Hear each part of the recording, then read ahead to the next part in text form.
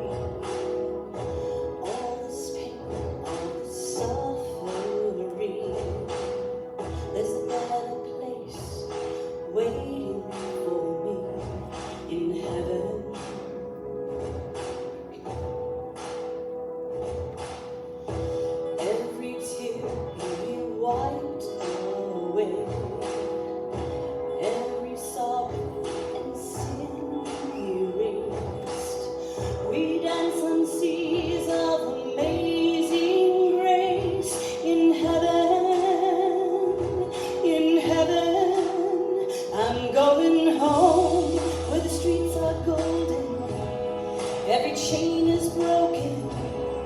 Oh, I wanna go. Oh, I wanna go home, where every fear is gone. I'm in your open arms, where I belong.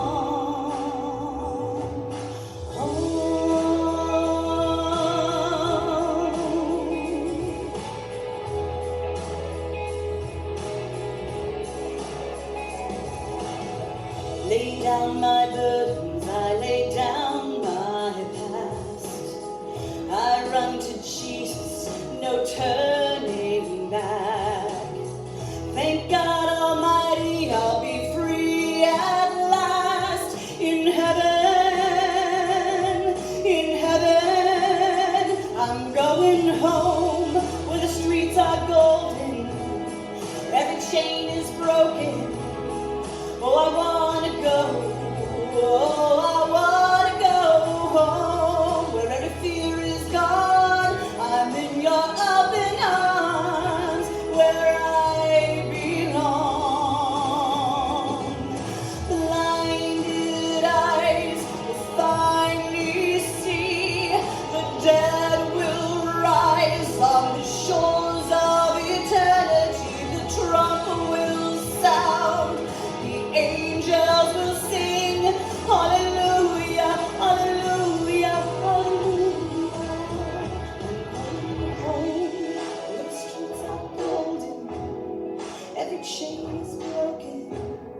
Oh, I wanna go, oh, I wanna go home, where every fear is gone. I'm in your open arms, where I belong.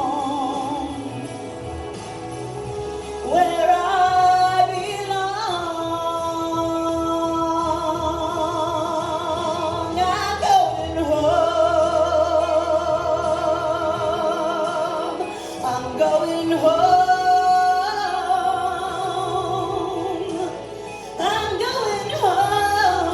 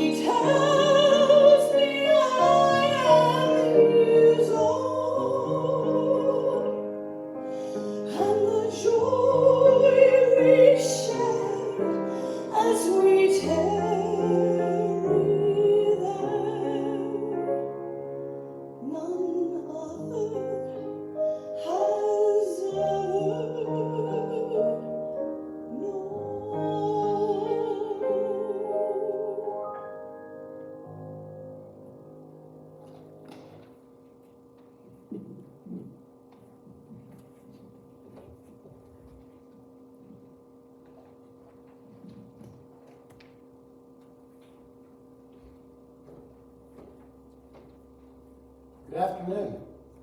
So first of all, my wife reminded me as advertisement to make sure and tell everybody that the obituary is at osfuneralhomes.com.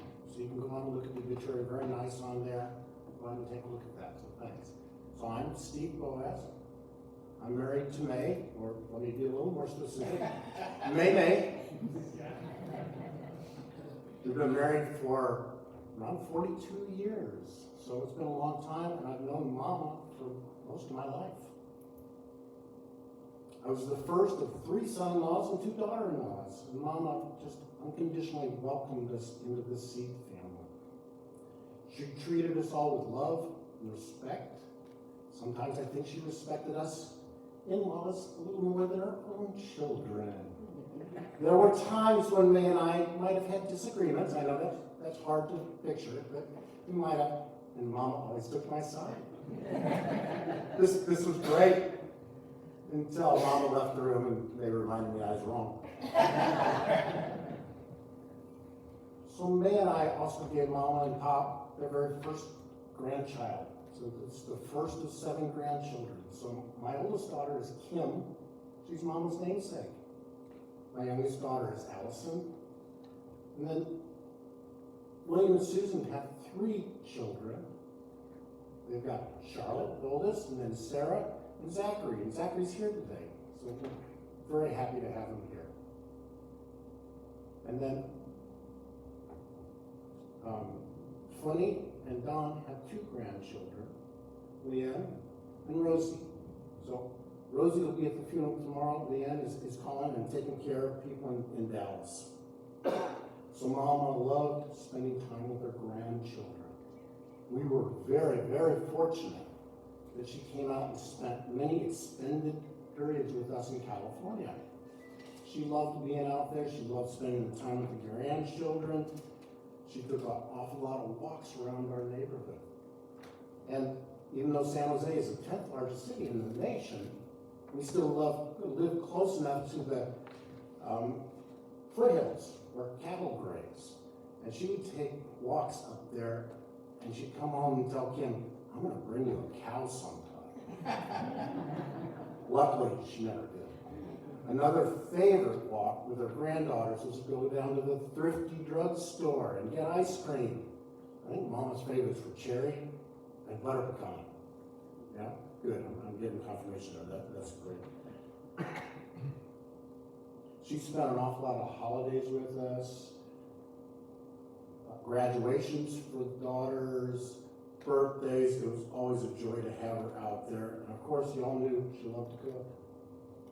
When she was at our house, our kitchen became Mama's kitchen. She used to actually bring out with her in her luggage frozen pork butts. There was a great deal of schnooks. You couldn't pass it up, right? And so I think in one of the slides you see her out grilling behind our house. It was just absolutely wonderful. She also came out, she helped out an awful lot. She would watch the kids. She actually volunteered at my daughter's grade school. And all the teachers loved her. It was just tremendous to have her there. She would also make the rounds when she was out. She would go with Mail On to see family and friends, and there were a lot of family and friends. A couple of folks she'd always see when they were out there are her cousins, Mulan and Jerry. They lived up in Oakland, and when Mama first came to the United States with Papa, they first stayed with the Chews up in Oakland. So that was always a great place for them to go. But anyway, I said I would make this short. We'll leave some main attraction coming up here. So I need to wrap it up because we know you won't. Anyway, Mama loved her children. She was very proud of her children. She loved and was proud of all of her in-laws, her children-in-laws. I'm happy to be part of that. And she was definitely proud of her grandchildren and loved them very much. So we love Mama a great deal, and we'll miss her. Thank you.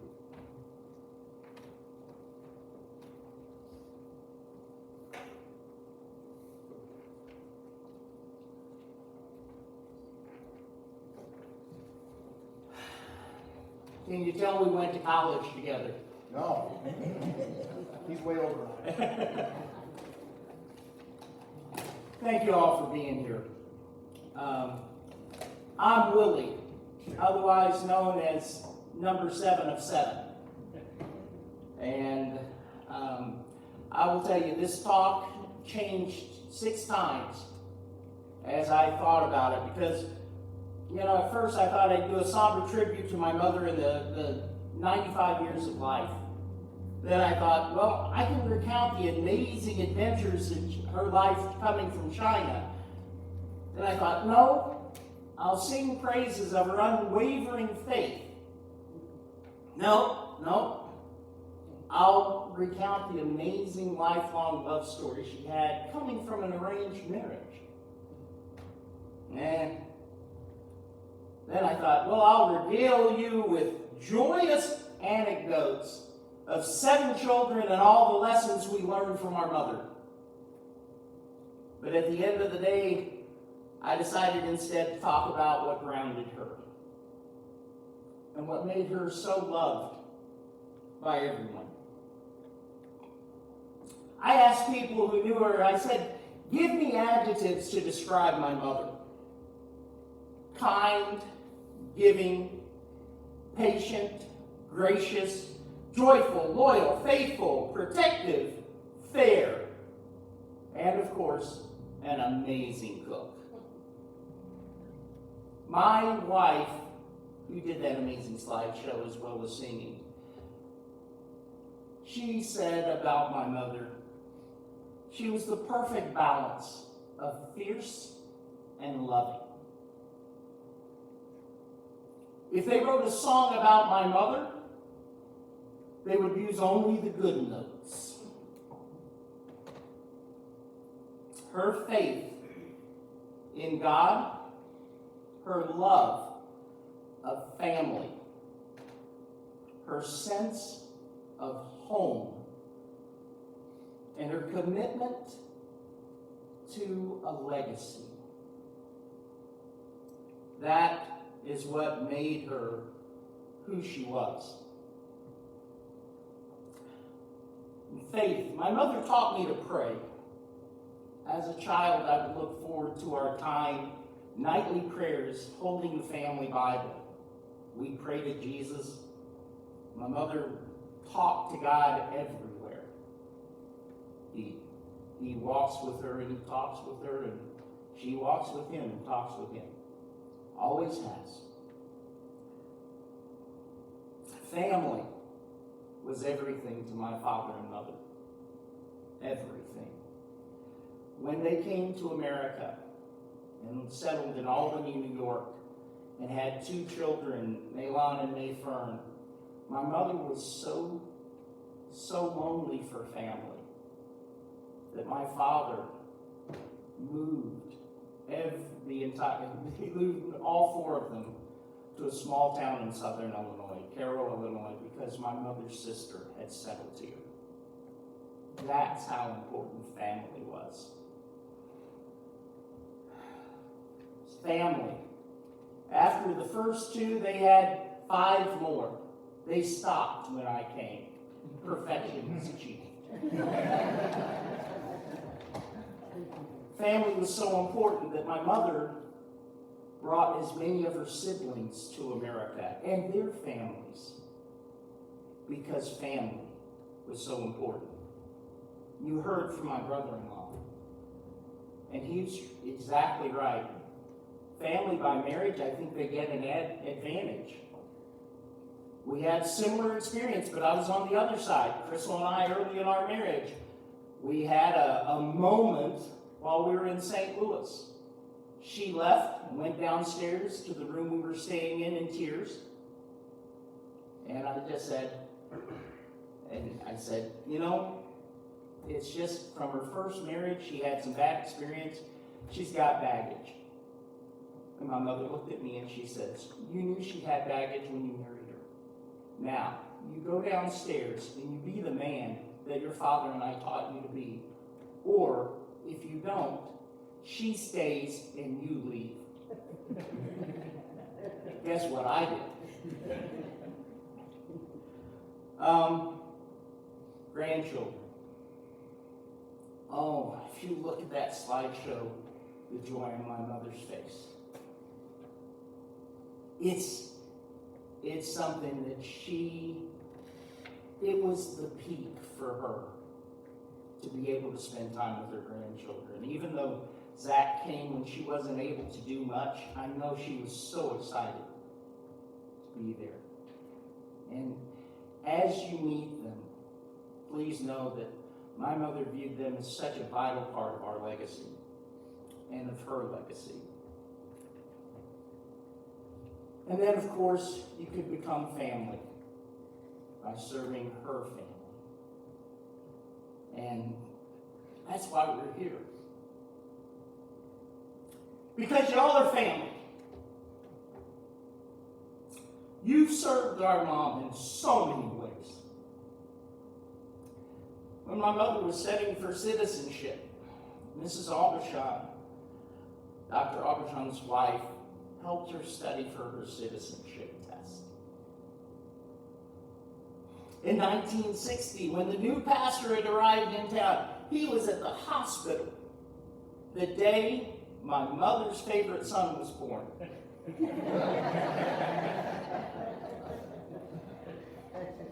You taught her children in Sunday school, in vacation Bible school.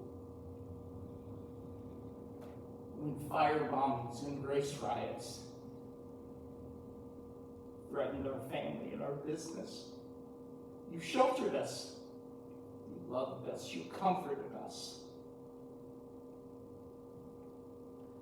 Through our Pop's illness and death, we found solace here with you.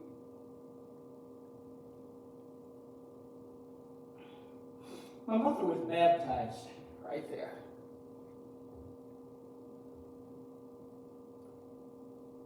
Rev and Sandy had married all the kids that are married. Weddings, funerals. And through Mom's good years, and through her illness, and now in her passing, she's still here for us. Yeah, y'all have earned the right to be family. I used to think that Mom considered Carol home because she lived here the longest. But as time went on, I realized that our mom, just like Elvis sang, for our mom, home is where the heart is. After Pop went to join Jesus, Mom would go from place to place visiting the kids. And that's where home would be. Some of the kids cheated and added grandkids to the mix to sweeten the deal and bait her. Unfair.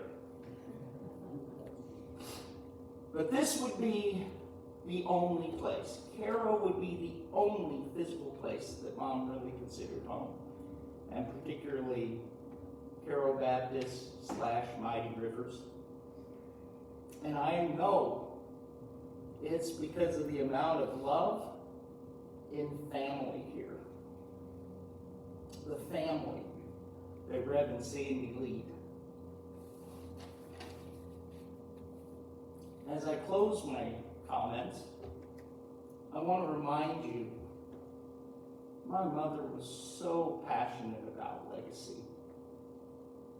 So passionate about legacy. Not just the legacy of her family, but you all are part of that legacy. You are part of her family. Remember her spirit, her sacrifice, her service.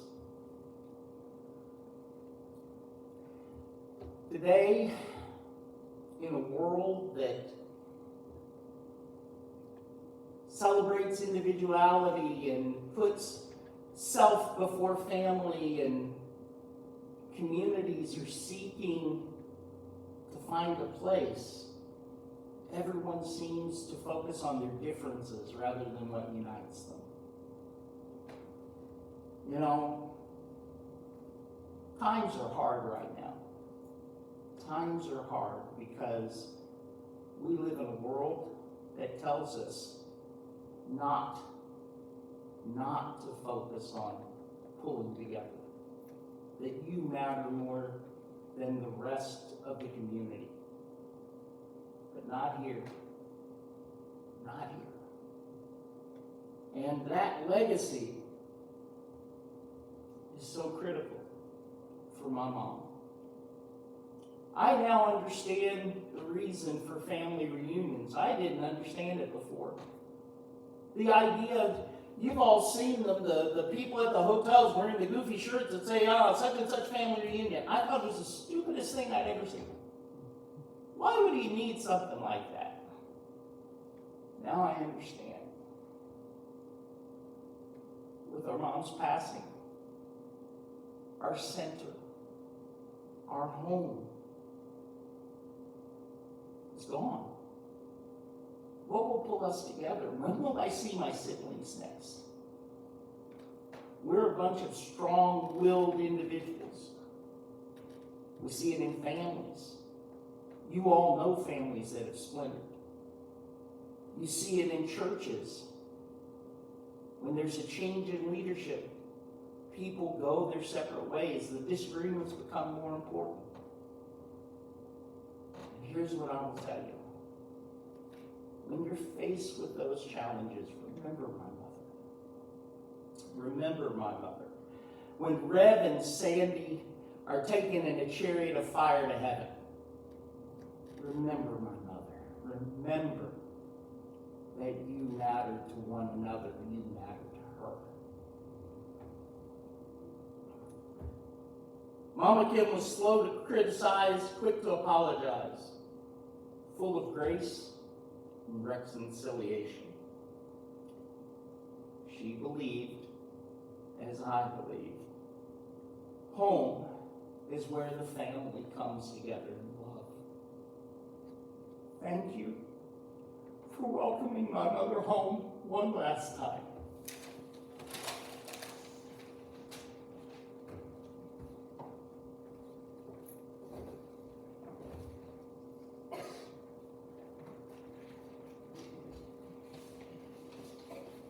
Crystal, thank you for your music. Steve, for your comments. Willie, you made it real.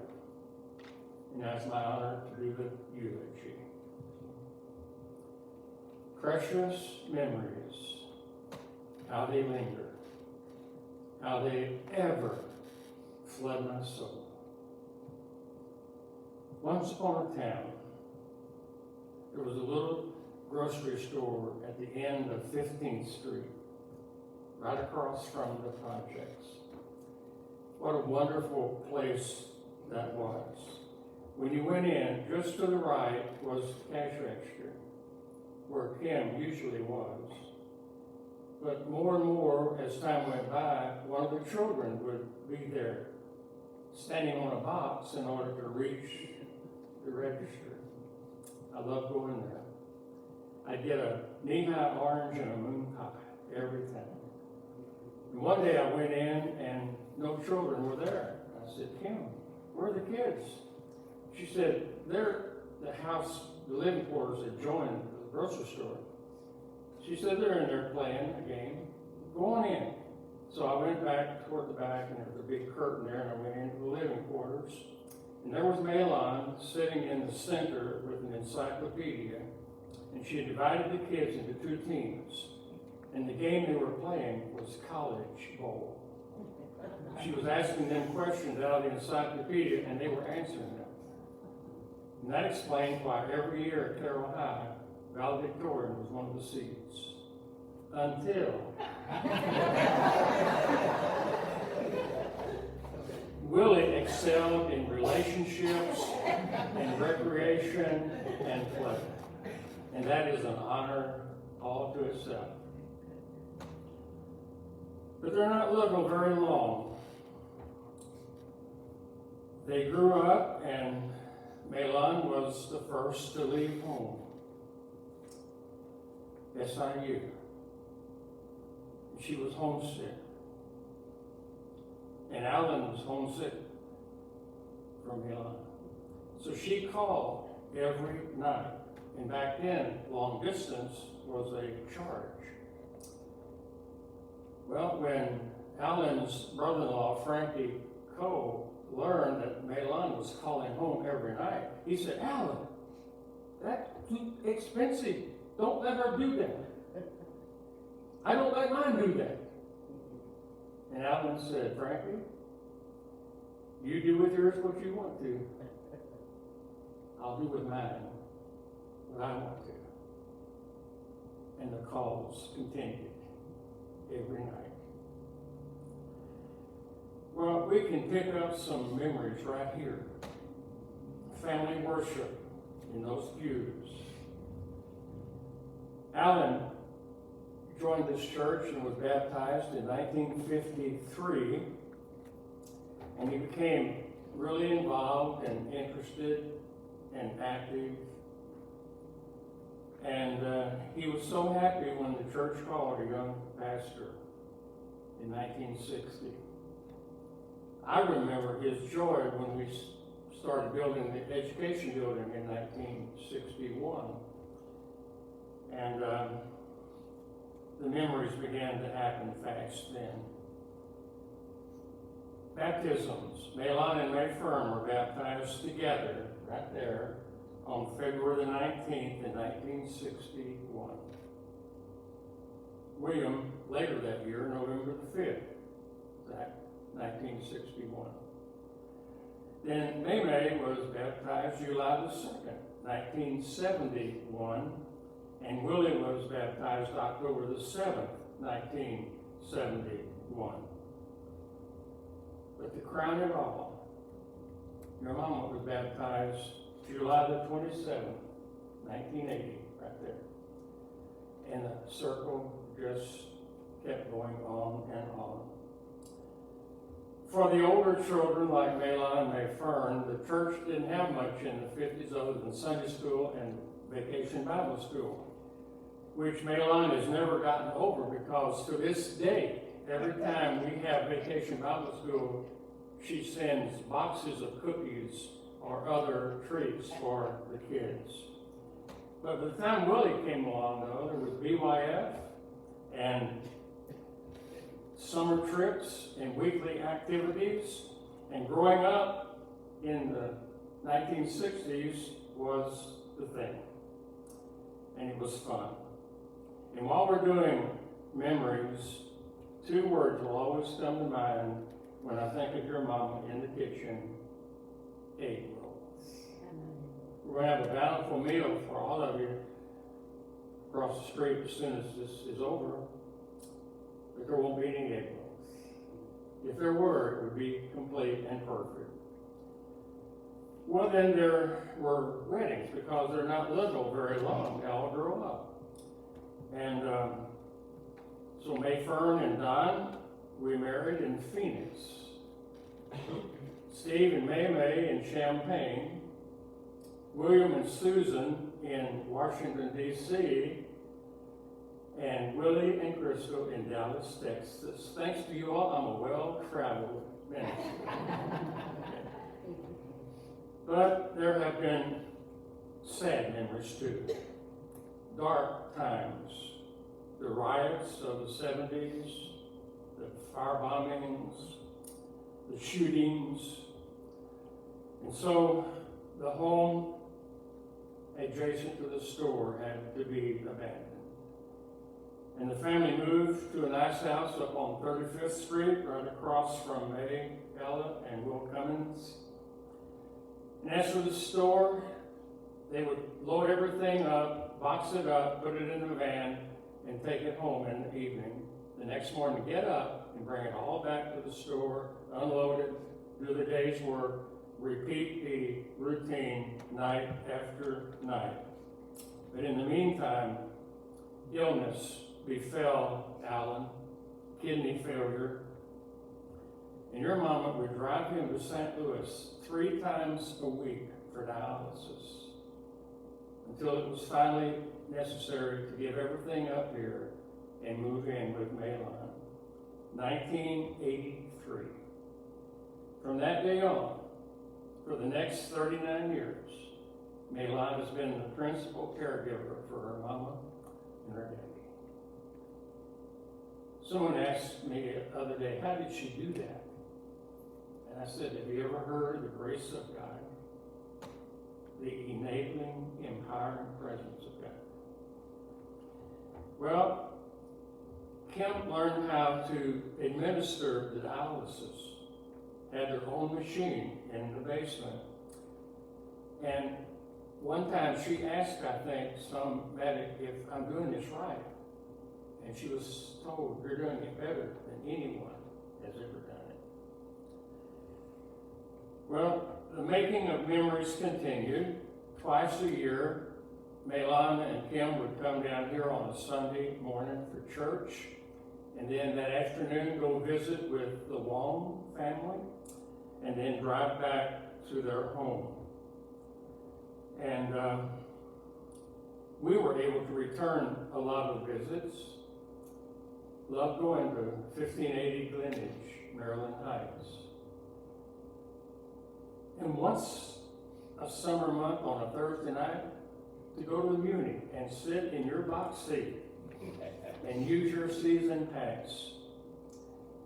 But then about 7, 8 years ago, a stroke befell Kim, ending the activities they so enjoyed. And that period of total caregiving. And Maylon would have kept on doing that gladly. But the time came. Maybe it was overtime.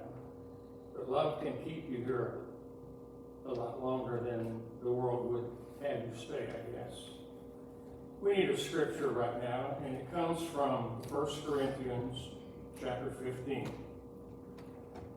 So when this corruptible has put on incorruption, talking about the body, and this mortal shall have put on immortality, talking about the soul, then it shall be brought to pass the saying that is written, death is swallowed up in victory, and it will be said, O death, where is thy sting?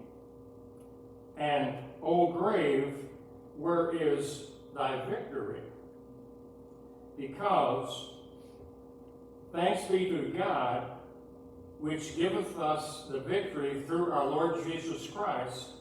Therefore be ye steadfast, unmovable, always abounding in the work of the Lord, for as much as you know, your work in the Lord is not in vain. She lives. She lives. She's been raised to life. When Kim closed her eyes for the last time in your home, she opened them in heaven. We're here to go the last mile of the way. I'll miss the phone calls when you would put it on speakerphone, and she would listen, and you said she would smile.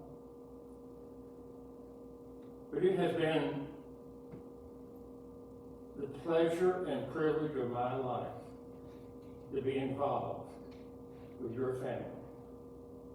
If the whole world were like the seas, there'd be peace on earth. Now, you mentioned family a whole lot, which made me remember a little acronym I saw, F-A-M-I-L-Y, Father and Mother. I love you. And there's no doubt that you do. After the benediction, there's going to be a meal waiting for you over across the street. I hope you can come. But on the way out, there's a Chinese custom, and that is to give each person a piece of candy to remind you of the sweet life she lived. Take your candy and remember. Let's pray. Father, we owe you so much. You have been so good to us. Longevity. She stayed a long time. The Chinese honor that as a gift from you, and that we honor you. Thank you for the blessings. Thank you for this beautiful day in January. Thank you that Kim never lost a child, never grieved over a child. And today, as her children grieve, comfort them with your peace, your presence, and your power. Thank you for your love shed abroad in our hearts, the love of this family, and the love of Mama Kim for us all. In Christ's name, amen. Let's stand now, and